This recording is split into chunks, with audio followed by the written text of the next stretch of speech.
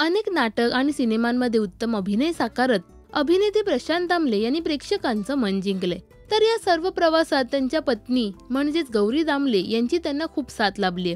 तर आता ते सौमित्र पोटेंच्या मित्र म्हणे या यूट्यूब चॅनेलवर आपल्या पत्नीविषयी व्यक्त झाले असून हॅशटॅग या दिवाळी मासिकात याबद्दल शब्दांकन केले। 27 डिसेंबर 1985 मध्ये माझं लग्न झालं। 1986 मध्ये मी माझं पहिलं नाटक ब्रह्मचारी केलं। एक तर माझ्या पत्नीचा म्हणजेच गौरीचा माझ्यावर असलेला विश्वास खूप महत्वाचा आहे। 1987 साली मला पहिली मुलगी झाली। त्यावेळी बेस्ट मधील नोकरी, तुटपुंजा पगार आणि त्यातही नाटकांमुळे तिथे होणाऱ्या बिनपगारी सुट्ट्या, त्यामुळे पैशाची थोडी चणचण असायची। त्यावेळी कुठलीही तक्रार न करता गौरी अवघ्या 850 रुपयात घर चालवायची आणि कुठेही काही कमी नसायचं, तक्रार नसायची। मला पहिली नाईट 25 रुपये मिळाली होती, त्यानंतर 75 रुपये झाली।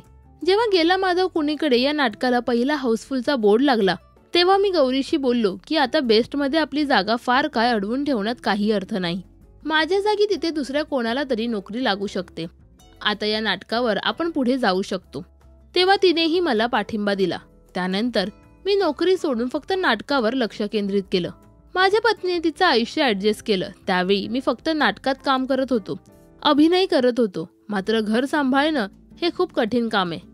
इतकी वर्ष माझ्या शेड्यूल प्रमाणे माझ्या पत्नीने तिचं आयुष्य ऍडजस्ट केलंय। तिने कोणत्याही समस्या माझ्यापर्यंत येऊ दिल्या नाहीत। मुली मोठ्या कशा झाल्या, त्यांच्या शाळा, त्यांचा अभ्यास, त्यांचं शिक्षण, त्यांची आजारपणं सगळं काही गौरीने विना तक्रार केलं। 2013ला माझ्या आजारपणाच्या वेळी तिने केवळ माझी काळजी घेतली नाही तर पुढील प्रवासासाठी मी कसा फिट राहील यासाठी तिने भरपूर मेहनत घेतली। अशा शब्दात प्रशांत दामले त्यांच्या पत्नीविषयी व्यक्त झालेत।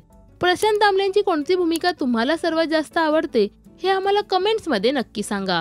मराठी सिनेविश्वातील बातम्या, अपडेट्स आणि गॉसिपसाठी सबस्क्राईब करा राजश्री मराठी।